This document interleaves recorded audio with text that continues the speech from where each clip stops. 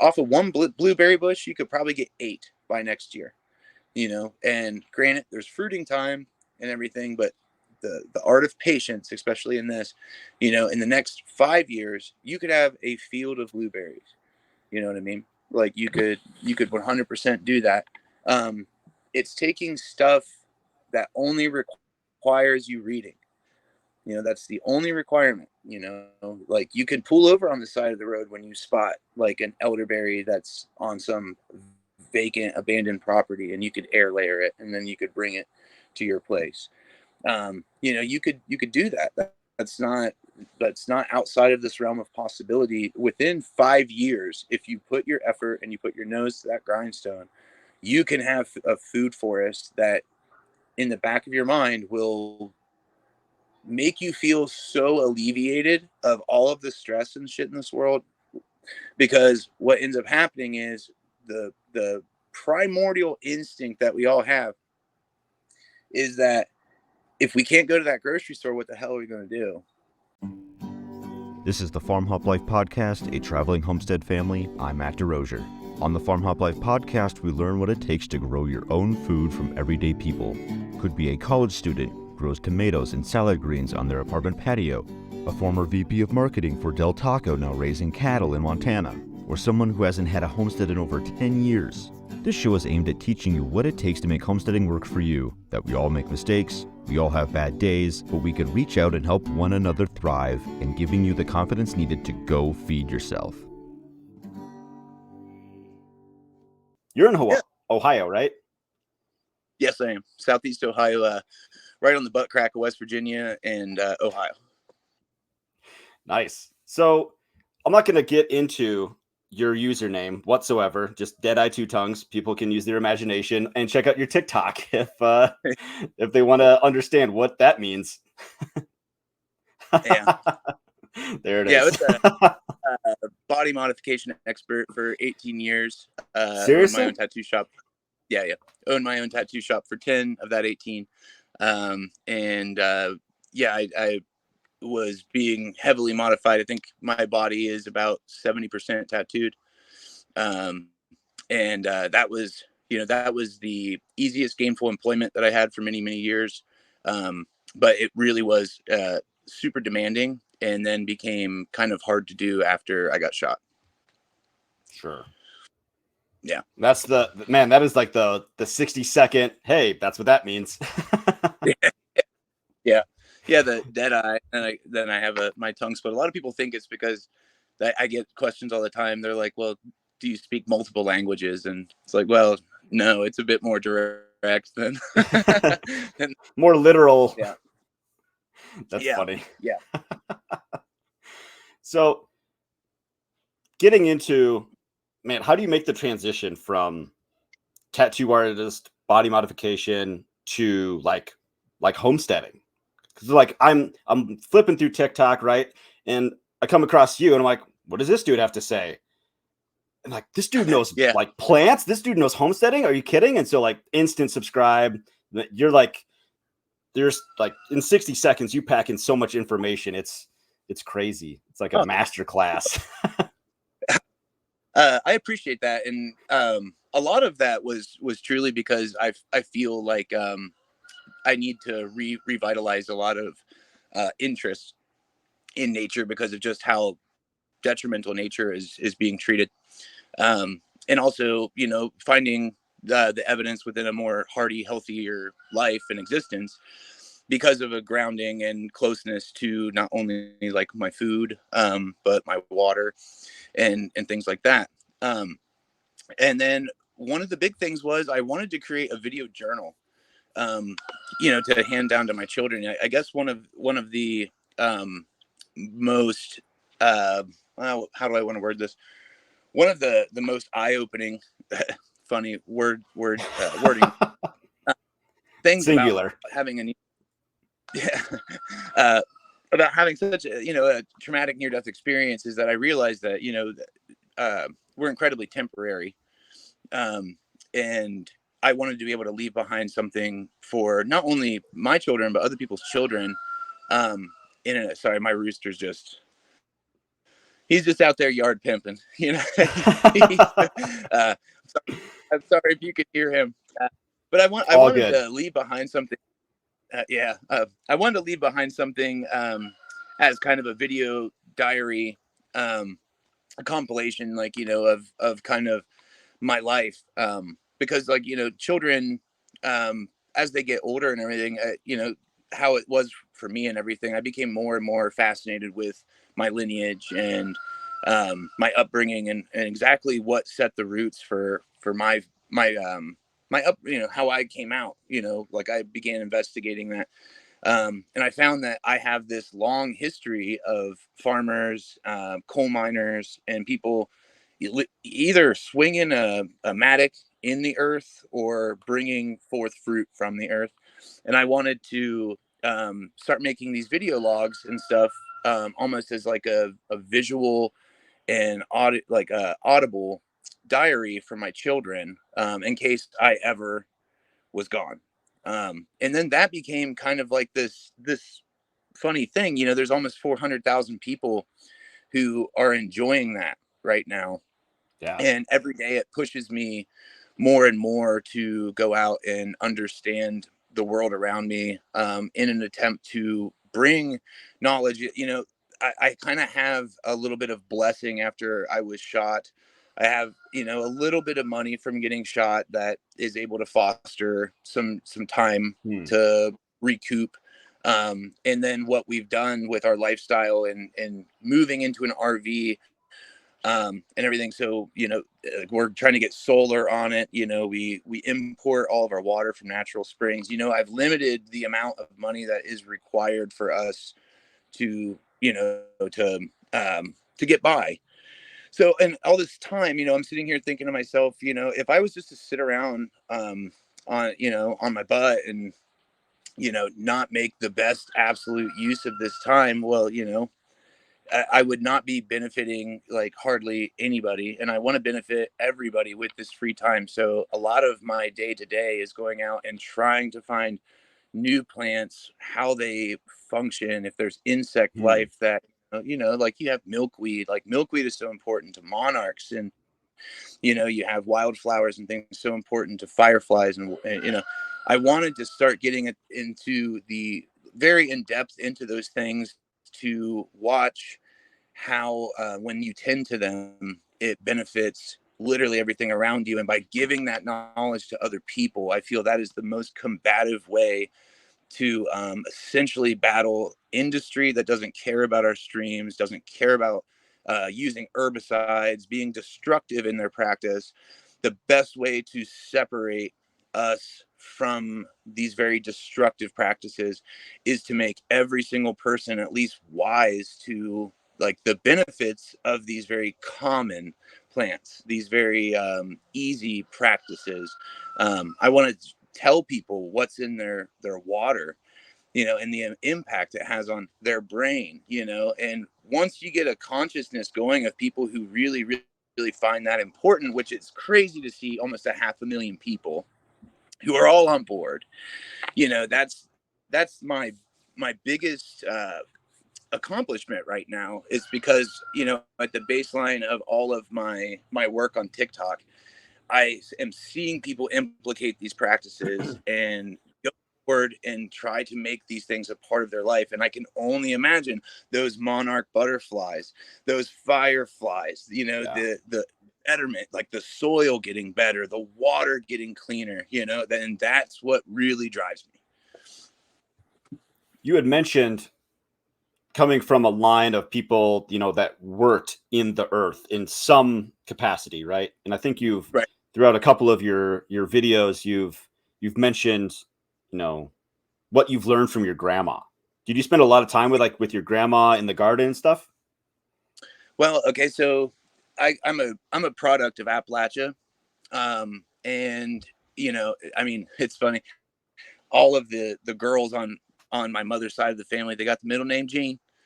Every single one of them. You know what I mean? They all had their children very, very early.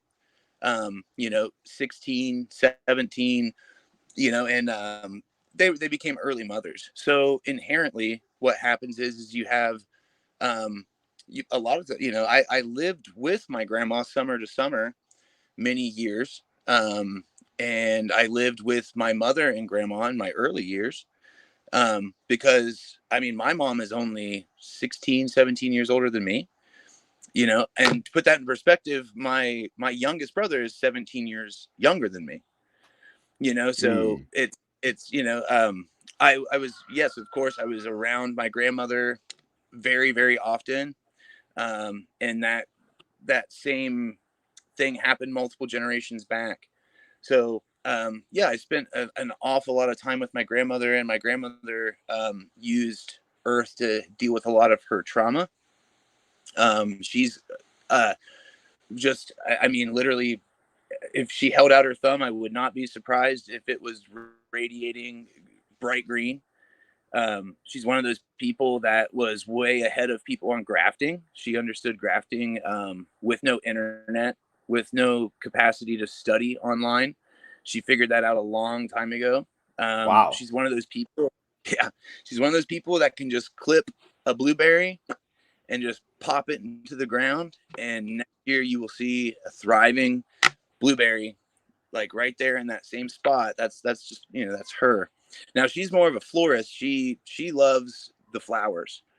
And then that green thumb stretched to my mother, who is an activist and well aware of the destructive and crappy, industrial um, presence that we have, who always wanted to grow as much food as she could for her children. And that all kind of combined together to create me.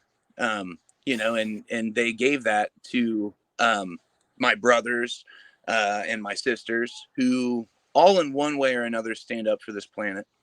Um, and yeah, that's my entire upbringing. Like, I'm about to inherit the property that my grandfather, my great great grandfather, built with his bare hands out of rough cut lumber. He was a coal Wow. miner. Yeah, it was built in 1938, or maybe sooner. Maybe it was completed in 1938, started in like 1932. But that used to be a 100-acre property with quite a large farm on it. Um, and it's always meant the world to me. So anytime I was sitting in that tattoo chair, um, and really just being a workaholic in one way or another, um, I always wanted to be out doing the nature things. And every time I would take a break, it was to reconnect with nature. But the money was good, and I just found myself kind of enslaved to it. And my family roots were there.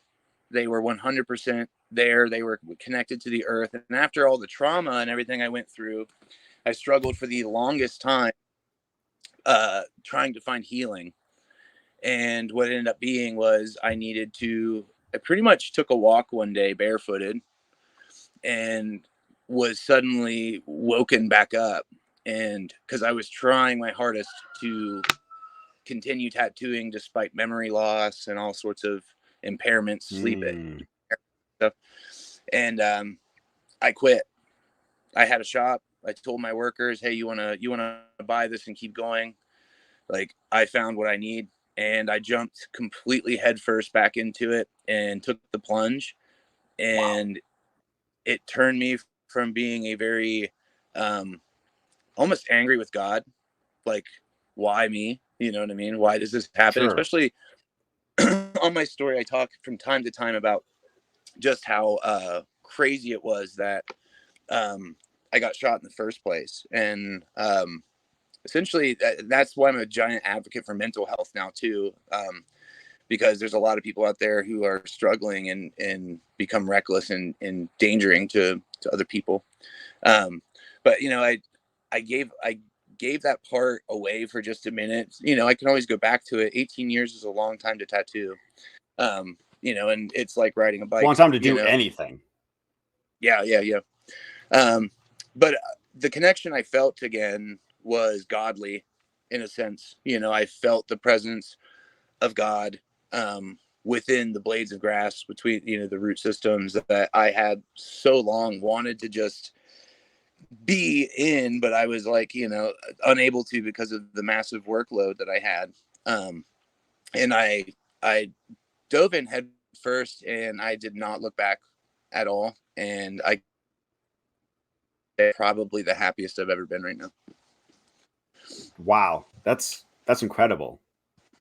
Congrats on like finding that. I mean, it's like a long, like messed up journey, right?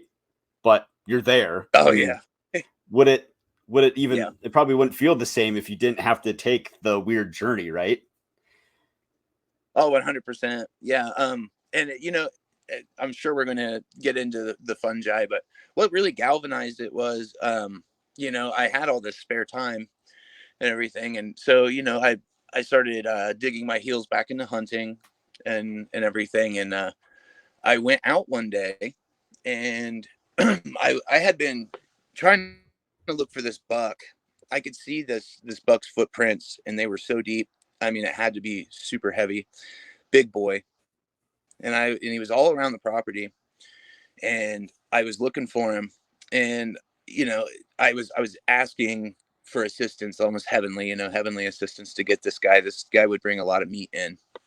And I was going for my little walk. I was all ready to go. I was using my primitive recurve, and I saw him, there was this big old thicket, and I wasn't about to do what was done to me. I wasn't about to wound the guy and let him go his whole life. You know what I mean? So I Sure. just observed it. And I remember I was really present to the presence of God that day. And I was like, okay, so you let me see him. That's great. It's like, I really appreciate that. Maybe tomorrow I'll get him. And I was like, but man, I really wanted to go home with something. And I turned around, and as I was walking out, I saw this big plume of a mushroom sitting on this stump. And the mushroom I recognized, like, because I had cooked with it in culinary school. So whenever before I tattooed, kind of in tandem of when I started tattooing, I was going to college for culinary. Well, I recognized it, and I was like, that's a lion's mane mushroom. That was right around the time that I started being a little bit more on the holistic side of things. And I was like, I know that these guys have profound impact, and from reading and all sorts of stuff. And I took it home, and I was like, I wonder what this does medicinally. Well, what was plaguing my life super bad at the time was severe nerve damage. That's what made me stop tattooing, because I got shot right in the throat, which impacted my entire central nervous system, making it to where my hands, which for many, many years were, my bread maker, like I can sculpt, I Yeah. can paint, I can play multiple instruments, and it became really, really hard to do a lot of things, and I picked it up, and I remember walking home with it, and I was like, just so happy. And I felt something radiating from it. You know what I mean? Well, I took it home and started studying it, and it's one of the most researched right now mushrooms for exactly what was plaguing me: nerve damage, memory loss, like these. And I started messing with it and being like, oh, well, I'm going to make a tincture out of it and everything. I can tell you that my nerve damage, which was at a 10, is now at a 2 permanently, even if I don't take it. Yeah. Whoa. It changed my life completely. So that was the beginning of the snowball getting into fungi. The fungi snowball started right there. Now, I've always loved them. I mean, I come from a long line of morel hunters and chanterelle hunters, and actually, I think my first TikTok video was on pheasant back dryad saddle. And I remember just going out into my yard, and everyone was like, bro, you should really start a TikTok. And I remember at the time being like, oh my God, like I ain't one of those guys and everything. And I did a video on that, and it just popped. And I was like, and people were like, dude, I've been posting stuff for months, and I get 12 views. They're like, you just got 1,000 views on a video. I was like, that's a lot. Now I got one with 17.8 8 million. It's Yeah. crazy. But that's whenever that's what nailed it home, was that moment with that beautiful little fungi blooming out of that elm, was just sitting there. And I think that was God saying, hey dude, like, you know what you need to do now. And after I started taking it, I started making that for other people who have suffered from traumatic brain injury, strokes, nerve damage, all sorts of things. And I can tell you that I have quite literally watched people go from not being able to hold a spoon to feed themselves to being able to not only feed themselves, but drive their cars again, get up and get motivated again. I mean, it's spectacular. And that That's mushroom amazing. is, yeah, it's an absolutely incredible mushroom, that I keep lock and stocked. And I would probably have a picture of a lion's mane inscribed on my tombstone. You know what I mean? It's that life changing. Yeah. Yeah. So since we're on the topic, I take mushroom powder. It's like it's Sacred 7 or something like that. It's got like the 7, I can't remember all of them, but lion's mane is definitely in there. And I put it in a protein shake. And I've heard people also like putting it in their coffee. Now I'm always curious, like the delivery method. Like, am I getting the benefits in a powder form in a protein shake, or does it like what's the best way to do that? Well, I mean, anytime that you have like a tincture is going to be like absorbed quicker. It's going to hit your bloodstream quicker, everything like that. Ingesting them is great. I mean, for your gut biome, especially, like fungi have an incredible impact on your gut biome, and enriching it with all sorts of nutrients and healthy bacterias. Like they wear their digestive enzymes on the outside, like we have on the inside. So they are great to ingest. Now, if you want a kind of more, I think the medicinal aspect of it, not gonna suggest that the way you're taking it is bad in any way. I think that people should take it via tincture and ingestion. You know what I mean? Okay. Because it helps like in different ways and methods. But no, honestly, do you feel a change is the question. You are taking it. I guess I'm not sure. You know, I'm still refining, like no, like getting used to like feelings of like, hey man, I feel like crap when I do this, or I feel like crap when I don't do this. Like it's still getting there. Like I was out of town for work and I ate like crap and I felt like crap. So I'm like, can't do that anymore. yeah, yeah. I am still studying whether or not too. There's is the fruiting body of the fungi more medicinal than the mycelial body of the fungi? Um, that's what I'm wondering now. Anytime that you get a tincture, or a lot of times you are not actually getting the mushroom, the fruited body. You are getting the rye and the mycelial network. Most oftentimes it's rye. Rye berry is kind of the standard for growing mushrooms. But are you getting the mycelial body with a lot of the rye, or are you getting the fruited body? And I'm still looking at that. I have several different tinctures that I've made that are solely from fruited body, and then from the mycelium. You're a lot of times I think that those people don't even fruit it out. They allow it to just become a block of the mycelium, and then they process it from there to make their wares. And it seems like a lot of people do that, and I'm still civilian sciencing my way to understand whether that's a convenience thing, or if that's just better for you, and it's been decided. From what it appears to me is that it's more of a convenient thing. You know what I mean? Like, because i I don't want to just like chalk everything full of rye. Rye is not what you're going for whenever you're going for a chaga tincture, or a lion's mane, or a cordyceps tincture. You want the cordyceps. You don't want the rye berry or whatever, or rice. A lot of times it's cordyceps, but you don't want that. And I feel like that's more of the presence whenever you do that. But I'm also still wondering if that's done for a purpose. A lot of this is self practice, and I can tell you that the tinctures that I made that changed my life so much are definitely the fruited body of the mushroom itself and not the mycelia. That's an interesting note to make. Good thing to keep in the back of your head, like when you're like trying to find a supplier, or if you go to end up like making your own. Yeah. So,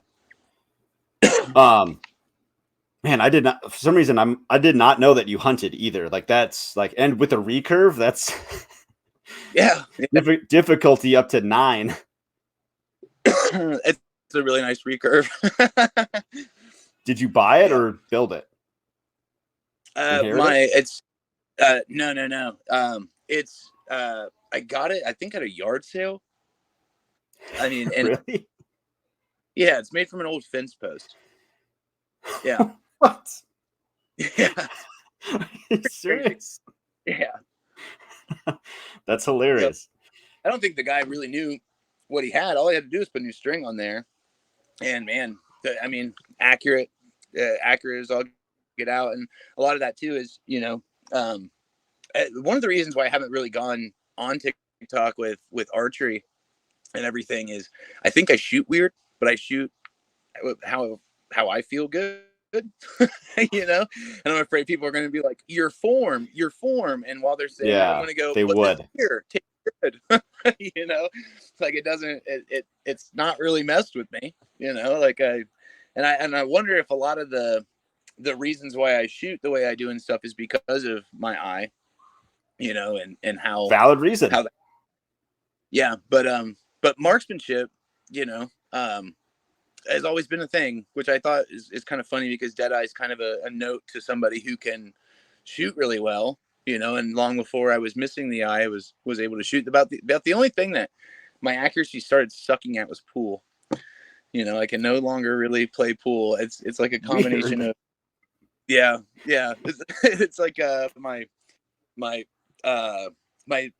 nerve damage, for the longest time. And I might be able to be a little better at it, but it's something like that's so shocking. Like when you get up to try to do something you were good at and suddenly you suck again. It takes baby steps getting back to it.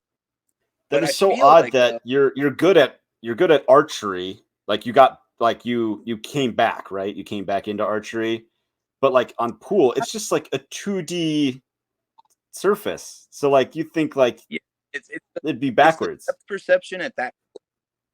Yeah, it's something about the depth perception that close, and then also the sensitivity in my hands. Now, I have not tried to play pool in about 6 years. I think the last time I tried to play pool after I was shot, I went to one of my favorite bars with my guitar player and the band I was in forever, and we used to run tables.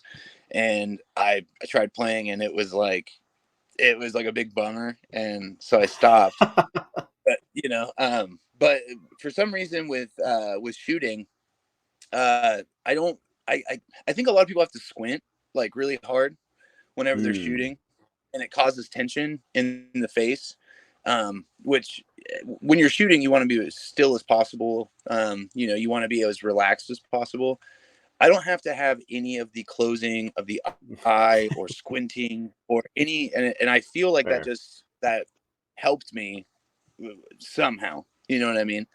But yeah, I've always loved. Dad has built us like throwing knife targets and all sorts of stuff. And I've just always really loved the idea of being able to shoot well.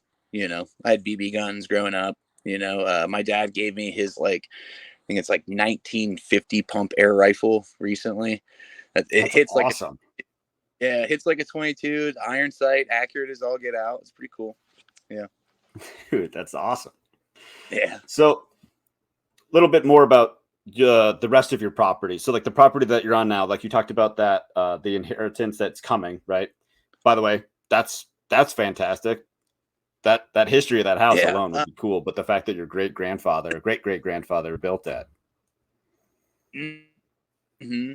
Well, what we're doing now is I mean, it's a super long story of how we got here, but we ended up being the caretakers of this property that's only 15 minutes away from my property. So this was pre-built with like chicken coops. It had an aviary, pigsties, and everything. So we kind of landed on here out of happenstance, and didn't really, um, like all last year, because we were nomadic. We live in an RV. We were going to travel, and then the gas prices went through the roof, so we had to kind of find some place to sit for a minute. And we ended up caretaking for this property. And last year, we tried growing everything in buckets and everything, so we could be mobile if we needed to. We would just load up the RV with all of our buckets and stuff, and we'd go and Yeah. everything. But this year, this property that we had been sitting at was actually taken over by an eco conservationist as well, whose dream was to essentially load the property up with all sorts of exactly what I'm doing. you know so we ended up being able to make use of all the stuff that's here, and kind of end up showing this guy who wants to do exactly what I'm good at, and we're building him up a food forest and everything, but all the clones and all of the cuttings and things that we're doing, we're taking out to the property I'm inheriting, which isn't far away. So we're using this as our testing ground. This is the measure twice, cut once that we're doing. We get along absolutely great with this fella. His name's Sean. He's got a crazy backstory himself. He's a pretty cool guy. But we're utilizing this because I have my grandparents living out at the property I'm inheriting. My grandparents on my mother's side, which is funny because that house comes from my father's side. So they're living out there. My grandmother has her garden out there, and and they're improving the land however they can. They use it as kind of like they're in their 70s now. They use it as their get up and go and stay healthy. And we're bringing them out blueberry bushes, and we're bringing them out, like cuttings, and we're like, tailoring the property to whenever they get to the point to where they need me to step in and essentially help them for the rest of their life because they're having a hard time. So we're using Right. this property to foster that other property, which is bringing hazelnut trees and native flowers and all this, which my grandma's already done a ton of. So that property is already really ripe and brimming. And I think within the next 5 years, that's where we're going to move all of our stuff, and we're going to start improving that house, and getting it ready to be inherited by the next grandson. Dude, that's that's so cool. It's like a great migration of all that you've done. Yeah. We have kind of a thing in our family. I have all these friends and stuff who are like, oh, my brother lives in Colorado, or oh, my sister moved to California and stuff. It's like too big of a mommy and daddy's boy, homie. Like I cannot go without having that. Like I remember when COVID hit, and you know, I could not hug my mom. I freaked out. I freaked out, dude. Like I need that. Those are my roots, and when you see my stuff and my content, you know how much I literally like dirt worship, you know, like roots, I respect it, and that's my Sure. lineage. And so we don't have a tendency to move far away. And I think a big part of that too makes it to where everybody is tailoring their lives for the benefit of the entire family. We have a very tight knit family, and there's not a lot of us. There's been a lot of betrayal within our family and stuff too that narrowed the circle Mm. down even tighter. But as things have gone, our tight little circle is unbreakable. 100% loving, and anytime that I'm hurt or wounded, or which happens a lot, which happens a lot with my lifestyle. I'm the most accident prone person, but there's always your family there to catch you, and we keep each other young, and we keep each other moving forward at all times, and we're always there. Our elders in our family, can rest assured that they're going to be taken care of and cared for. If it would be the highest honor to me to take care of the the elders that gave me my state of mind, my work ethic, my mental state, and what I find important, because those things that they gave me are obviously very important to so many people, and I feel like I couldn't have done it without them. You know what I mean? So Yeah. a lot of people aspire to go out and achieve, this and that. Like, yeah, I would love to travel. I'd love to like see things, but I can do that in between making sure my family and my loved ones are taken care of first. Yeah, that's just that time of like closeness, especially with like the older generation, not like your parents, but like your grandparents. Man, like Yeah. to just be able to like be around and like hear the stories and get a better sense of what it is that they went through to get to where they are and like what it took. Yeah. Yeah. I mean, in our area, poverty is really, really bad. Like, it's super, super bad.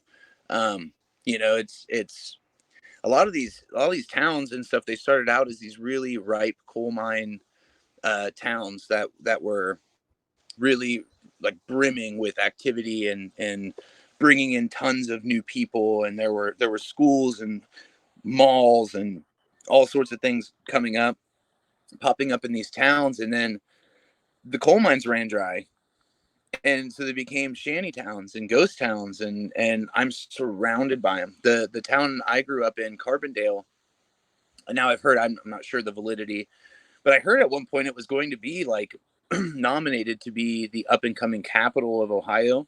Now that might just be folklore, which is, quite rampant around here. Sure.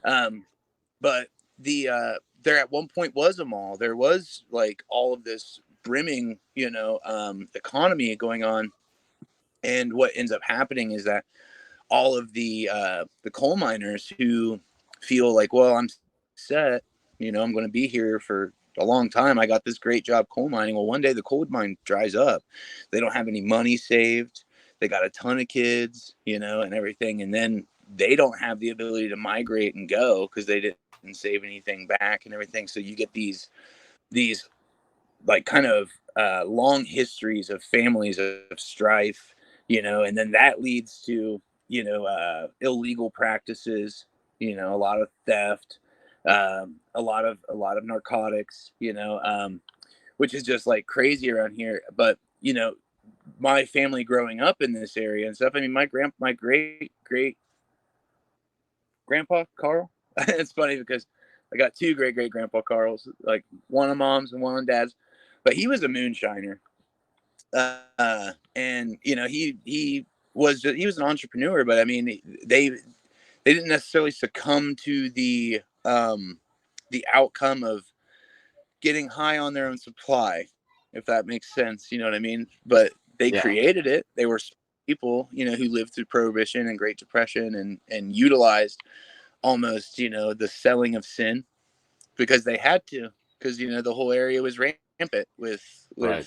that mentality. I mean, and even still to this day, you have a lot of people who feel like the only thing they can do with their life is pretty much work throughout the week in a dangerous job, an underpaid job, and then go and spend all their money getting drunk or high. That's Appalachia in many pockets and hollers of Appalachia. You know what I mean? It's really easy to lose yourself in that kind of piss poor headspace, but it's almost Sure. inherent, hereditary. You know what I mean? Yeah, I think there's something to that. Something about the hillbillies, because I'm in Western Montana, right? And Oh yeah. but I moved here, so I'm originally from Minnesota, and you can They're tell. are they paying people to go out to Montana? I've heard that. I've I'm heard not that. sure about that. Um, Or Maybe I missed I the think boat.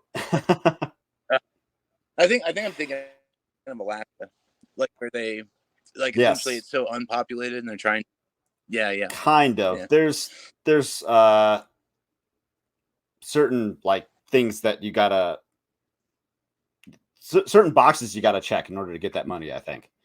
But Yeah. you can tell the people that have lived here their whole lives and like their families have lived here versus like the transplants. So like the transplants, they like, bring their mentality right from like where they're from, like, hardworking, save your money, do this, do that. Like there's an order to things. And the people that have been here for a while and, they didn't really have much. They didn't inherit land because those ones are, uh, those happen, but they're rare because like, Yeah. it's pretty easy to jump 10, 20, 40 acres to get some cash and then it's gone.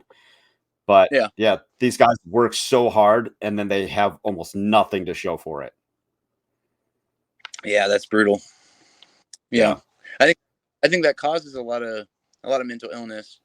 That's, I see that quite a bit, in my area too. Um, a lot of times, like, your hard work isn't acknowledged, and that's one thing I will say when it comes to homesteading. And I went through your TikTok right before I got on here, and I saw you building rock walls and helping pig farmers and all stuff. Um, you don't need any validation from anybody else after a day like that, because your calloused hands and your broken back, and your hungry stomach is all that Sure. you need to feel good about yourself at that point. You know what I mean? Yeah. Like, and that's one thing I would say to anybody who is planning on getting into homesteading. It's not a fairy tale reality, really. You know what I mean? It's not. A lot of people go, well, I especially love the people who go, oh well, if the end comes, I'm just gonna go to the woods. It's like the woods will eat you. Mm-hmm. Will consume you, and it will grow out of you. Like, don't be a fool. Like, this lifestyle really really requires, like, that rooster crows, man. You get up, you know it's reminding you, like, I mean, your list of chores gets bigger with every new uh self-reliant thing that you're going to do. Like, between this year and last year, I think I lost 30 pounds, you know because, well, I was eating better. I've added a lot of eggs to my diet, especially, like, that's one of the best foods ever. you know um but it's also the getting up at 6:30, 7 o'clock in the morning. It's out. I've already got more stuff done around my house by noon, than I think most people, would be able to really fathom. You know what I And mean? do all weekend. Yeah. Yeah. Especially whenever you quit your job and make it your job. You know what I mean? Right. That 12 dozen eggs that you're selling every week, it helps. It gets your chicken feed back. You have to keep pushing. Like, you have to keep doing that. And as time has gone on, we've got more and more underneath our belt. We're almost to the point to where we're going to be creating our own ryeberry for the mushrooms. We're going to be creating our own. We have our own mealworms for our chickens. We have our own worms to make our earthworm castings. We're getting to this point where things are going to break, and we're getting it as automated as we can. But that automation isn't from some industrialized chrome machine. Like, you just have to put yourself into the mindset that you are that machine.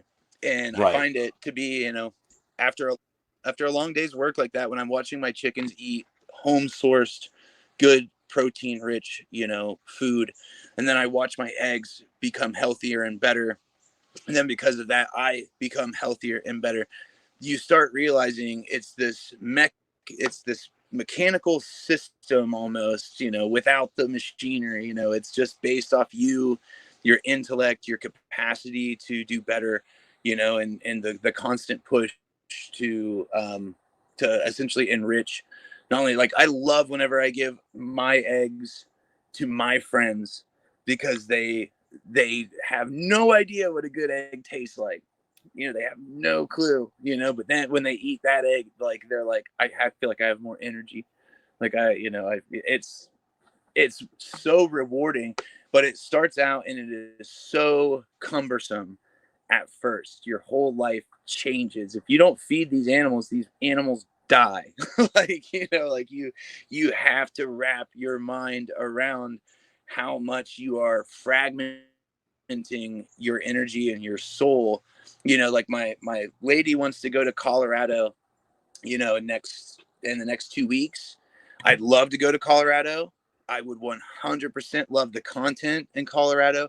I would love the travel to Colorado, especially the 19-hour drive. Some people would look at that and go, "Oh my God!" I would be pulling over every time I saw something I didn't see. I'd be taking pictures. I'd be sitting there noting stuff down. But the fact of the matter is, we chose a lifestyle that has to have somebody here capable of taking care of these animals and taking care of this garden, and taking care of our fungi.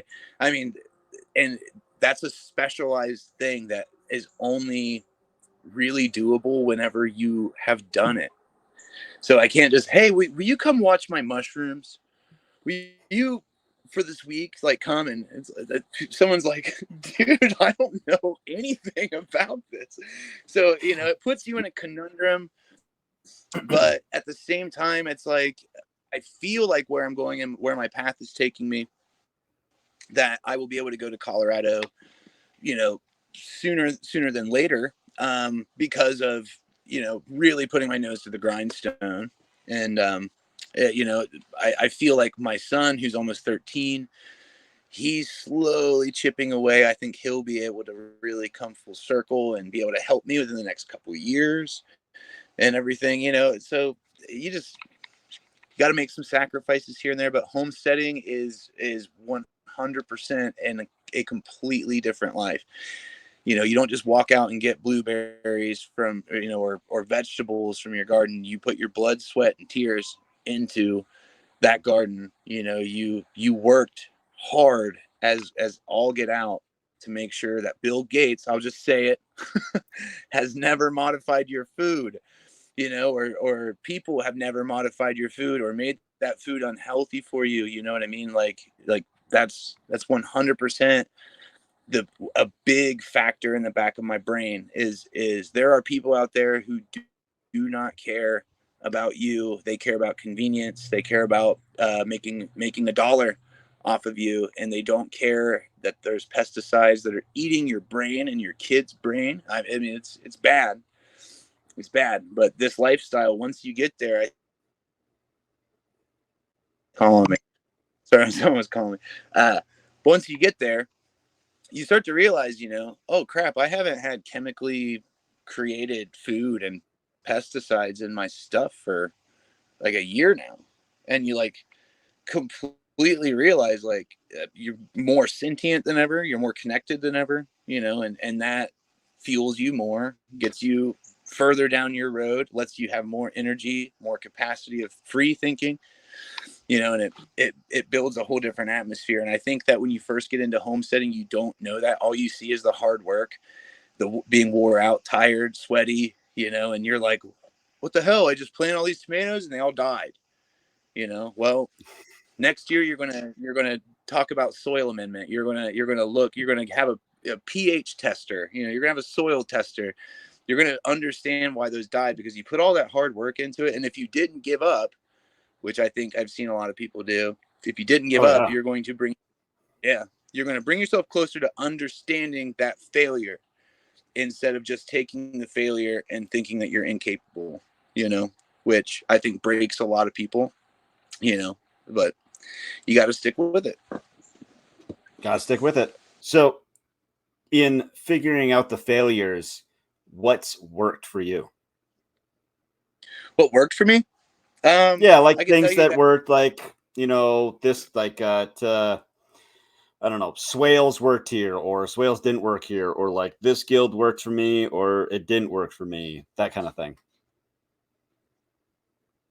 You're talking like methods of growing, Yeah. or like, is that, well, the bucket method didn't really work too well. I wasn't too privy to soil amendments and things at the time. Mm.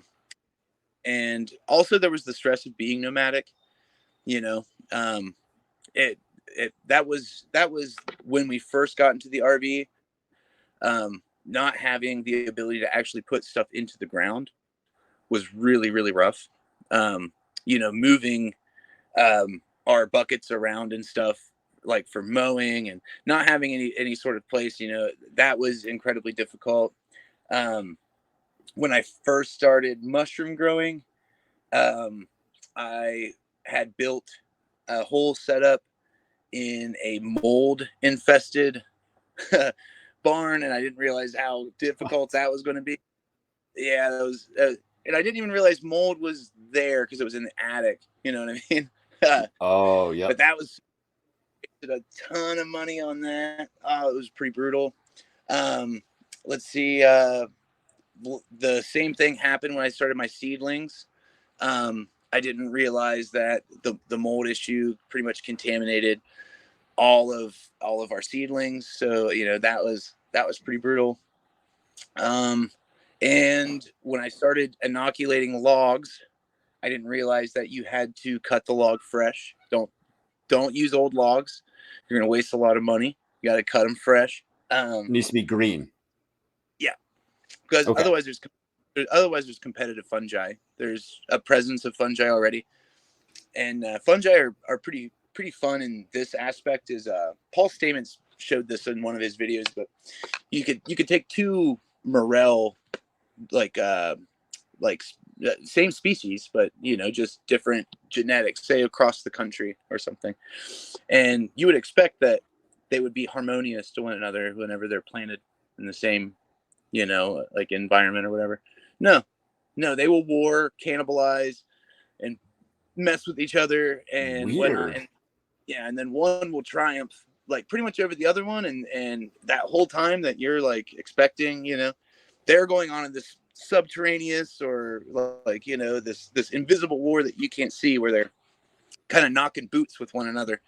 You'll put them under an agar plate, and you have say you have two yellow morels, and you're like, it's the same same species, but not the same genetic. You put them in both sides of the agar plate, and when they grow, they will create a wall, a division, and they will collide there. But then if you take, say you planted morels from last year, and then you have a sample of that and then one last year, you know what I mean? You put them into the same agar plate, well then they recognize each other and they go, oh hey, how's it going? And they connect. That's the whole practice of when you're doing those logs. You're making these patterns, because each one of those has the spore and it has the genetic, and as it goes in, it's in these different spots, and it takes a little time for them to radiate outward, but whenever they connect to each other, they go, oh hey, and then they're able to really get stuff done. But if you have two different species that go in there, it creates just this turf war that will prevent you from having any fruiting for more like a longer period of time, because they're pretty much beating the crap out of each other on a mycological level. You know what I mean? Yeah, that's weird. Yeah. Now things that have worked was myceliating my garden. So I have wine caps popping up after every rain. Wine caps have absolutely incredible rhizomorphs that are great at absorbing carbon and having that mycorrhizal exchange with like your plants. And I actually did a little bit of a study that's pretty cool. I made an allium box, so an onion or garlic box, and I planted, and I kind of created the box to where the sun would come over it and cast a shadow halfway into that allium box. So I had these plants that were on this side of it, and they were in the sun the majority of the time. And then you had these plants over here that were getting a shadow cast on them, and it was a great little control and variable. And I watched them grow for a while. It was always the shaded side that was not growing as much, and then the sun. As soon as I introduced the wine cap mushroom into that, I started noticing that the shaded side started catching up to now the slower side shade or sun portion. of the box. And what ended up happening there was, I swear to God, like, was that wine cap in an attempt to bring everything almost to an equal level. It pretty much started pulling nutrients from the already nutrient rich sun side of the box and fostering it over to struggling shade side of the box. Now they all grow equal, and I swear it's What? from that mushroom. Yeah, I swear. What? I swear, man. I swear it's crazy, but That is mushroom, that crazy. it's a yeah. I swear they have consciousness. I mean, it's super strange, but it was almost like it tried to make everything equal and foster all things, because as it spreads its rhizomorphs and its mycelium outward, it doesn't want to have a weak side of that box. You know what I mean? It wants to thrive equally over there, so it just bonds to those root systems and then says, okay, well, I'm going to act as your brain, and I'm going to put you all at the same pace, at the same rate. And now, I swear on everything, I watched it happen, and it's crazy. So then I put all that, especially wine cap, I put all that wine cap into pretty much everything. I have a buddy who owns a tree cutting and tree trimming business, and he brought me these massive piles of hardwood, and I started throwing boiling water on them to get rid of any sort of competing mold. And I just started taking the fruiting bodies of these wine caps and I started beaming them into it. And now when you dig into those piles, you're seeing all this webbing of mycelium and stuff. So now I did this. I took like a big old bunch of that over to my mom's garden, threw it in there. Next year, she'll have wine caps. You know what I mean? And what Yeah. they do is so absolutely incredible, and they're edible. They taste like cashews. They're super, What? super. Really? Yeah. Didn't Yeah. know They taste, that. yeah. And they call them garden giants because they will literally, depending on how much nutrient they have or how much food or substrate they have, they will get really big. They'll get like a foot tall with a cap that's like every bit of 8 inches from side to side. They'll get really, really big, but they pop up, I swear, overnight. You'll see them. They're about this big. The next day, they're like, which is often the case with the fungal world, but they're pretty amazing. Other methods I've done, I'm just now doing the Three Sisters method, doing a lot of trellising, vertical gardening, which saves you a lot of space. And then also, one thing I can suggest is um, studying companion planting, making sure that what you're planting doesn't hinder or hurt whatever else you're planting next to it. Like nightshades, for example, are notorious for causing root issues that could spread to your other crops, stunt crops, or kill other crops. Companion planting is 100% crazy, and that's another thing about my grandma. She has no idea. If I were to look at her and say, "Oh yeah, companion planting," you know, she go, "What the hell are you talking about?" But then she would be sitting there walking through her garden with me and be like, "Oh well, X grows really like it perfectly next to Y," and it's just from patient observance, of observance of it, which is Sure. like just, A more in my passive opinion, version. Yeah. yeah. But yeah, and then let's see, any other methods? Oh, air layering. Air layering is something to get into if you want an orchard. I highly suggest hopping on Facebook, putting it out there. Hey, does anyone have any peach trees? Does anyone have any apple trees? Does anyone have any, elderberry or anything like that? And learn air layering, because it's a quick and easy way to essentially trick the genetics of whatever it is that. So you're building an orchard, you trick the genetics. What's great about that is that the immune system is already built in to that tree or that shrub. So whenever you get your root system off of it and you cut it off, that tree is convinced that it is already the age of the mother tree. It's already got all this time and experience, and it's got the immune system, which is super important, the resiliency, that you can use, and you can build an orchard relatively quick if you're good at networking. You know what I mean? Um, Right. and uh, Yeah, and also just plant propagation. What plants are really, really easy to take cuttings of, and healthy cuttings, and be able to, off of one blueberry bush, you could probably get 8 by next year. And granted, there's fruiting time and everything, but the art of patience, especially in this, in the next 5 years, you could have a field of blueberries. You know what I mean? Like you could 100% do that. um it's taking stuff that only requires you reading. That's the only requirement. Like you could pull over on the side of the road when you spot like an elderberry that's on some vacant abandoned property, and you could air layer it, and then you could bring it to your place. You could do that. That's not outside of this realm of possibility. Within 5 years, if you put your effort and you put your nose to that grindstone, you can have a food forest that in the back of your mind will make you feel so alleviated of all of the stress and shit in this world.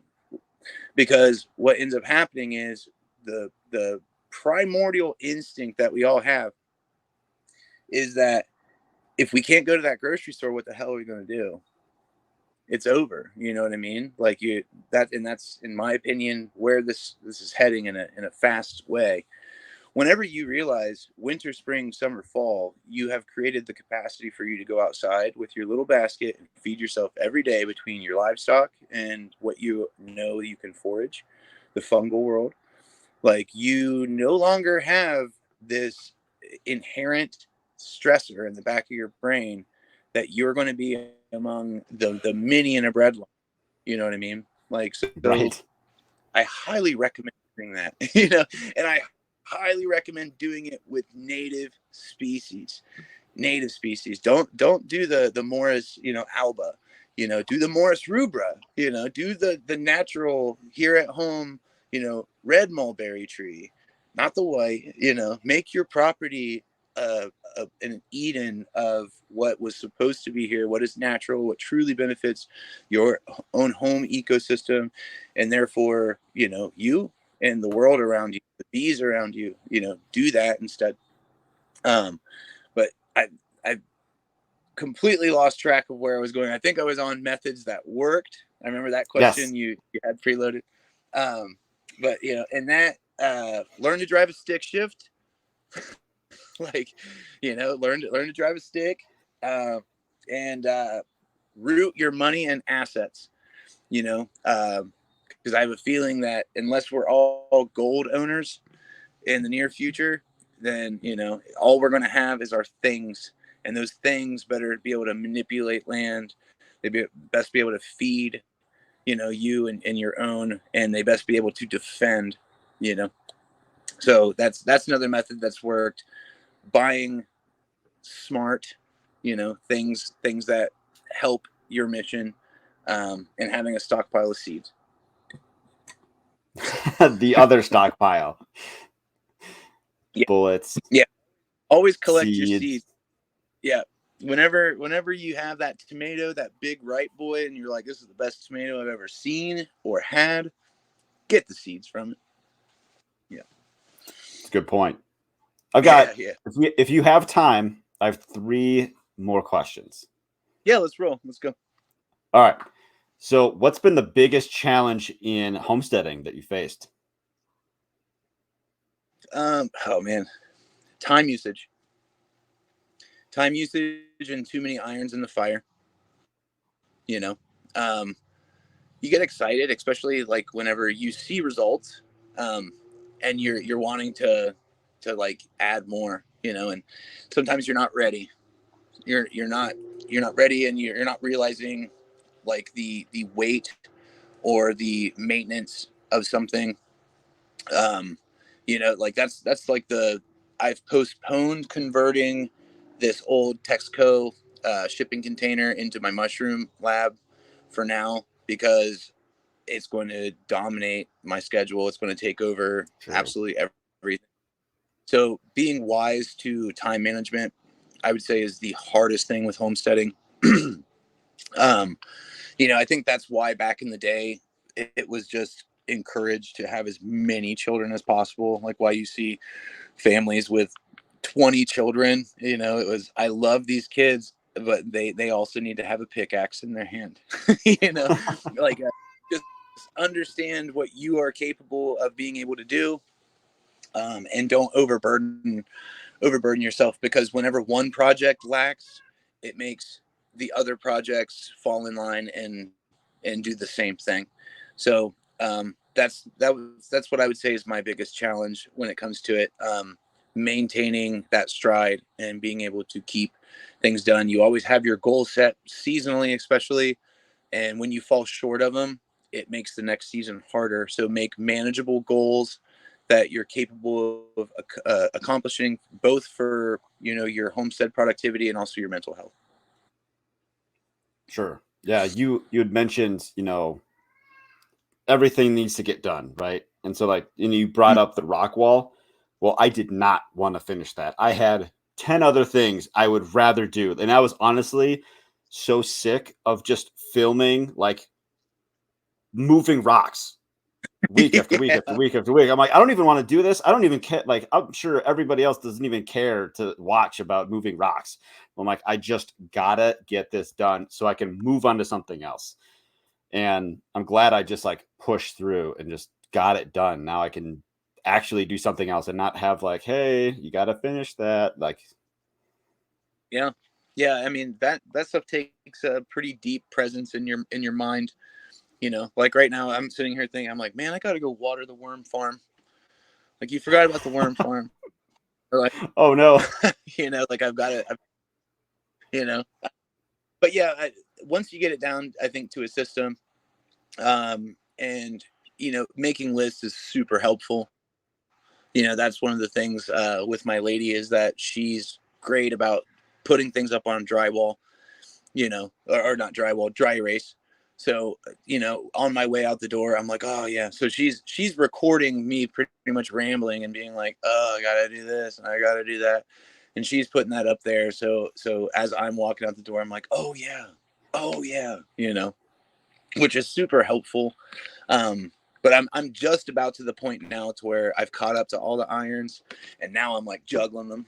I'm doing tricks with Nice. them, you know, like, yeah.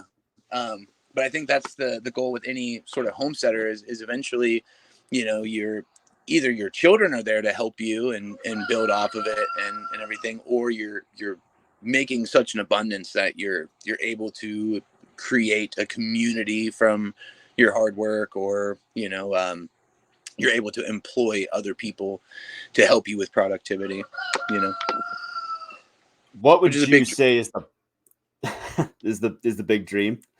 that's a dream of mine. Yeah. Yeah. All my Is uncles, retired. another business for you?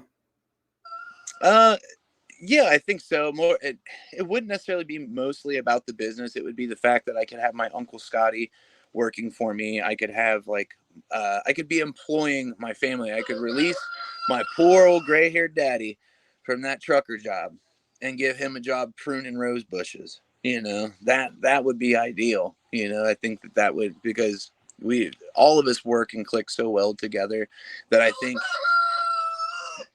come on, Crow. I think I think having all of us there together, you know, I'm a big believer that plants have empathy and they have, you know, like emotions and things themselves. You know, I believe that we would have a high capacity farm just based off the love that we radiated out as a family working together. But as of right now, it ain't paying anybody's bills but mine. So, you know, Hey, that's a I got, solid start. yeah. Well, whenever these other, what is it, 15 chickens roll in, and I double my egg production, you know, and, you know, that's how it goes. You know, for a while it was just us sitting here, you know, water glassing eggs, you know, and dehydrating scrambled eggs, and then it was like, wow, we can't keep up with it. Let's sell the eggs, and then it's like, well, shit, another 15 more chickens. Like, well, you know, that's how homesteading works. I bet you anybody watching this is sitting there like, oh yeah, I started with 5, you know, and now they look outside and it's just an ocean of chickens, Yeah, you know, more than they even know. Yeah, yeah, that's how it starts. What would yeah. you say the part about homesteading is? The best part, Um, Mm-hmm. I would honestly say the almost clairvoyance that you get of like your future and your capacity and your strength as a human being. We haven't had running water here for a long time. We import like our water. We've had to create systems for water. In order to achieve like I no longer take baths in chlorine water. I take baths in spring water. you know um you have a higher resonance for the important things. You feel an awful lot better because anybody who goes, it doesn't matter who you are. A lot of people are like, oh well, junk food or whatever, like the impact it has on your physique or whatever. No, no, no, it's the impact it has on your brain. It's the impact it has on your noodle, your capacity to think and care for yourself. Anytime someone picks up a bag of Cheetos and eats it and they're sitting there with their Cheeto dusty fingers and everything, and it's like stained their bed sheets and stuff, and they wake up and they go, oh, I can't believe I ate that or whatever. Or even if, we all know it's terrible. We all know McDonald's is killing millions of Americans with obesity every year, but we still do it. We still do it. Why? Because which is the biggest joke, the organic aisles and stuff, like you should look up the terminology and the clever wordplay that they put into making something organic or free range. You know what I mean? Like, I think free range, if you watch, there's a great documentary, Super Size Me 2 Holy Chicken, I believe is what it is. The same guy that did Super Size Me, where he only ate fast food for Yeah. like his health declined to such a crazy degree. He went on his second documentary. I think it's called Holy Chicken, Super Size Me Too. And he went into the nitty gritty details of what it takes to have your farm registered as a free range farm. And industry has made it to where you only have to be able to like let them walk, I think 3 to 9 feet out of their enclosure. And oftentimes these enclosures are way cooler and nicer, like on inside climate wise, so they don't even go outside. But you start looking into just the absolute train wreck that makes us tunnel in and go, oh, it's organic. That word is bought, paid for. It's Right. garbage. Doesn't work. So but then you go and you try to eat like that, you don't realize that. You look at it, you go, oh, it's organic, well, it's good, but you don't read the ingredients. You don't see that there's all these dyes and there's all these preservatives and all this stuff. you know like you're you're killing yourself 100%. You know what I mean? and Yeah. and but the thing is, the problem, we all know it.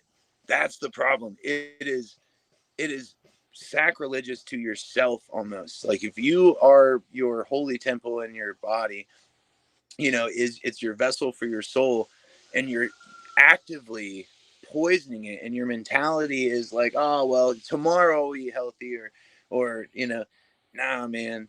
It's the best part about homesteading is the liberation of mind and body. you know Knowing that your hands tethered the reality of that plant out of the soil and you created it. And like, the joy of knowing that you avoided the billionaire snare. The same guy that's sitting there having planes come in and spray all these tomatoes and all this stuff, they still have the audacity to slap an organic sticker on. Like we're avoiding it. We 100% avoid it. And there's a part of you that almost becomes like an elitist mindset where you're just like, you know what? Like, I don't dip my toe into that world anymore. If I get hungry, I'm popping a 2-year-old can of chili that I studied to learn how to do it right. And I'm eating that deer pup from 2 years ago, and I'm stockpiling the whole time too. You know what I mean? Like, that's a whole different realm and reality of mental health. And it comes with hard work, which adds to mental health.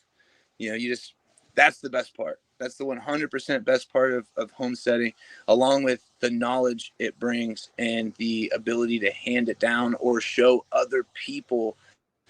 Because it's the most, in my opinion, addictive thing. The best thing to be addicted to is that hard work and that capacity to heal and love and nurture yourself.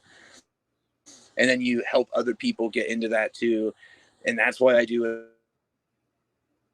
it. That's why I do what I do on TikTok. And it's because I have personally seen people pull themselves up out of it designed, 100% designed, intentional, destructive, like convenience that is given to each and every one of us, that, hey, go home, like, or go work yourself to death. You work all week until your weekend, come home, watch your TV programming, you know what I mean? Eat your slop, and then you can retire after 65 years of putting, that iron in the fire for us while we're out. Nah, if you want to bring down a crooked, corrupt crapshoot of an empire that is profiteering off of all of our suffering, what you do is you starve it. And you starve it by eating well yourself. You know what I mean? I love that. I love that so much. I actually forgot the original question. That I was just like along for the ride, and I was like, "Yeah, this is great. What Love was this." the benefit of homesteading and the best part about it? Yes. Yeah. And then you almost like brought it right into the next question was what would you tell people that want to get started? Get ready for some hard work. Get ready for some. That's a good tip. Yeah, but know that every time you do something, you don't cut corners, and you're efficient, you're smart about it. Well, old dad used to say, and still does, measure twice, cut once.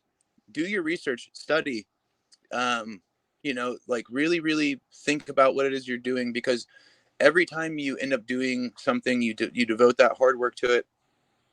You can almost like, I'll give you just like a small chain of events. Okay, so I get chickens. I give the chickens what they want. The chickens go out, they eat well, they eat healthy, they produce an egg for me. I eat that egg. Okay, nom. Now I have eggshell. I take eggshell, dry eggshell out, add eggshell to garden. You know, it builds on itself, but that seed that you plant is the first. It's got to be the very big prospect of what it is you're going to be doing. You're not, like you have to surrender yourself to the fact that you're going to be working 12 to 14-hour days at the beginning, because that system that you're building with that eggshell and with that chicken and with your worm farm, and when like it takes a minute for all those cylinders to fire, you know what I mean, and to benefit you, it is labor intensive. There's a lot of manipulating land or structure building that you have to have. I mean, I just went through a crazy war with raccoons. I was getting chickens picked off left and right. Oh In my no. pajamas at 4 o'clock in the morning, walking around like a sentry with my headlamp, and I was seeing where they were getting in.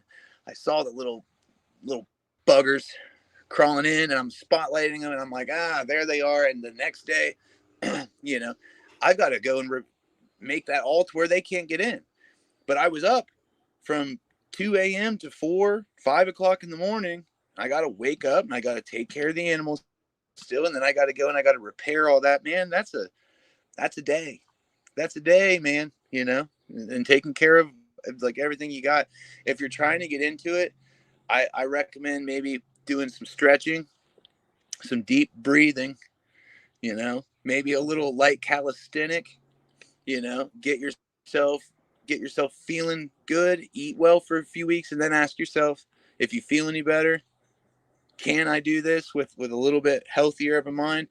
Because what you expect it's going to be is not rainbows and puppies. It's going to be brutal for that first little bit, until you see it start to hit and connect, whenever everything's feeding everything else. Whenever your pepper plants are now the anti-parasitics that go into your chickens' bellies, you start seeing all of it. But it came with extreme consciousness and work. But also don't let that scare you out of it. You can start small.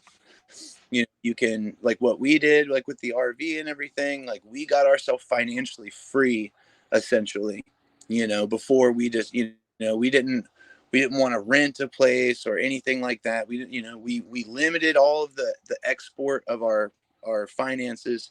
We limited it down, and then we had more time, to address a lot of these things, and, just be very calculated with it, and know that those calculations can get all messed up. Like they really can, but stick with it if it's really what you want. It's such an endorphin rush, and it's such a high to be able to take care of yourself and your family, and know that you haven't been essentially abused by a system that doesn't care about you. And I think that's baseline what homesteading is. Anybody who's self-reliant, if you are self-reliant, then what essentially you're doing is giving the biggest FU family-friendly middle finger, to the system, and saying, I don't trust you anymore, and you're not going to have dominion with me and my family.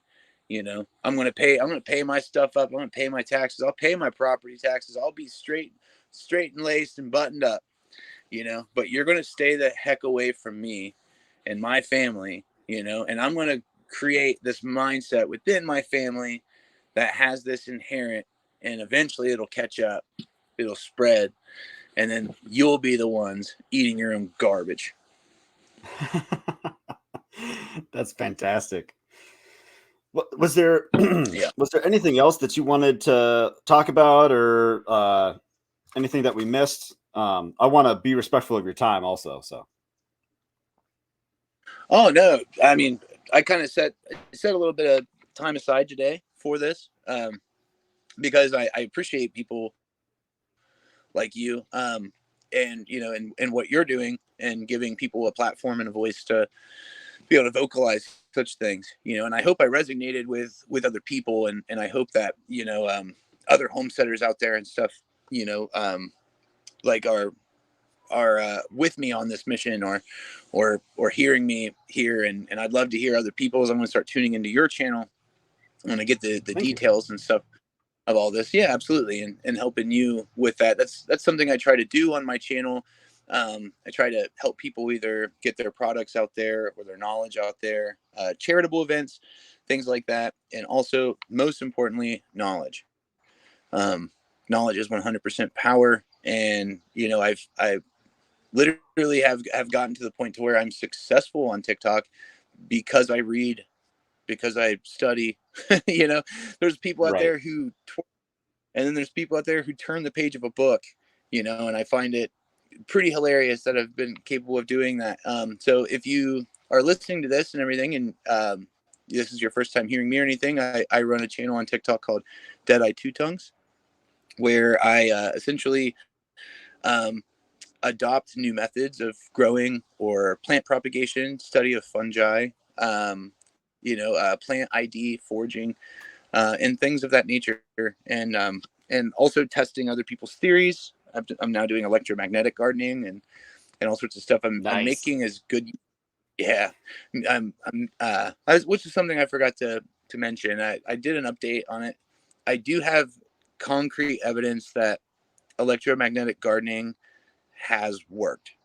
As of today, I put that on my story, which is crazy. But it's hard to do videos like that. Like I can't just go and set it all up and be like, let's see if it works. So, like those are the long videos of it's like 2 months later, you have that Right. saved in your drafts, Scroll. Yeah. yeah.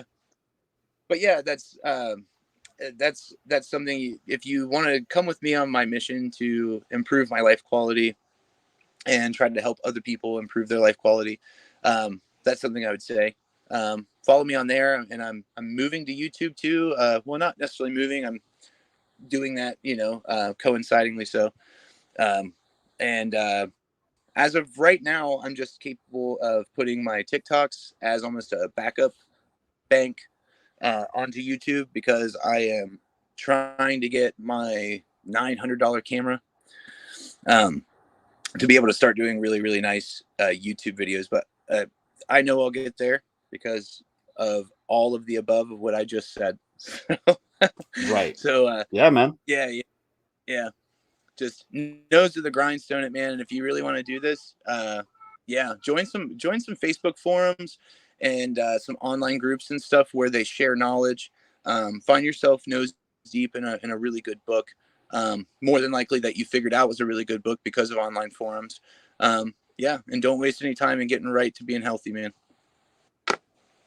Well, Dad, I really appreciate your time, and this has been a lot of fun, man. We're definitely going to stay in touch. I don't know. I've got so many more questions, and just Yeah, looking yeah. forward to like seeing more like of your your progression. So this has been Oh awesome. man, yeah, and so am I, man. So am I. I legitimately love waking up every day, which is like something so. If you knew me 6 years ago, whenever I was laying in a hospital bed, dealing with all of my trauma and everything that had happened to me, there was a dark period of my life whenever, like, I was like, nah, like, it's too much, And now where I'm sitting at is just like, I'm bulletproof, man. You know what I mean? Well, you just had something like fixed too, right? Like you had to go back in. Yeah, I had the third reconstruction of my orbital socket, because there was so much damage done to my left eye that they removed it, and then they had to. At first, they put a piece of organic matter, being coral, on the inside of my eye socket, and they attached my retinal muscles to it to spin that piece of coral so I could wear a prosthetic and it would look like the prosthetic moved. But there was so Hmm. much extensive trauma done to it that there wasn't a lot for that coral to be gripped onto with. So Oh. they had yet again go in and they removed that ball of coral, and they actually took a big chunk of my hip and stuck my own skin into my eye socket and grafted it. So now that's healing. It's been an ongoing process. 6 years, man. 6 years of I mean, having to fight depression. 6 years of like knowing that this is taking a physical toll on me. But I honestly could not be happier for the experience, because I truly do believe that what I got from the Almighty and from my personal closeness, about as close as I feel like you can get to the other side, opened my eye to Sure. so much and whipped my brain out of that depression and got me out of feeling self-loathing, and instead put me into hyperdrive for the appreciation and everything, for the pretty much consequential gift of what happened to me. You know what I mean? I Yeah. I don't know a lot of people nearly died, but I can tell you the majority of people who did, that I do know, have a pretty crazy existential like understanding of things that a lot of people can't even whisper into reality, because it is a really really crazy life to live after you have nearly lost it. You know what I mean? It Well, either I'm glad makes you're you here. I'm glad you made it. it either makes you wake up and smell those roses and be like, wow, this is beautiful, or it makes you walk right past them on your way to the liquor store. You know what I mean? Yeah. Yeah. That's the yeah. So I'm smelling the roses, man, Good. every day. You're planting them too. Yeah. Yes, I am. Yes, I am. Well, I'll let you go. Let you water your worm farm. Don't forget about that. And we'll definitely Yeah, keep in touch. I appreciate the reminder. Hey, man, thank you. Uh, And yes, send me a link to this, man. I'd love to be able to show my 400,000 followers everything we discussed, and I'd like to be able to listen back to it too. You're a really charming dude. Like, I appreciate Thanks. you letting me rant. I think I have a tendency to do that, and this is not even nearly as bad as it could have been, or as good as it could have been, I guess, depending on how you look at it. But I'd like to hear it back, and I'd like to show other people, because I believe the questions you're asking were core questions that I think was great to be reminded today that I needed to ask myself. So Sure. Yeah, can do. Sounds good. I'll send you a link, and yeah, we'll definitely keep in touch. So absolutely. all right.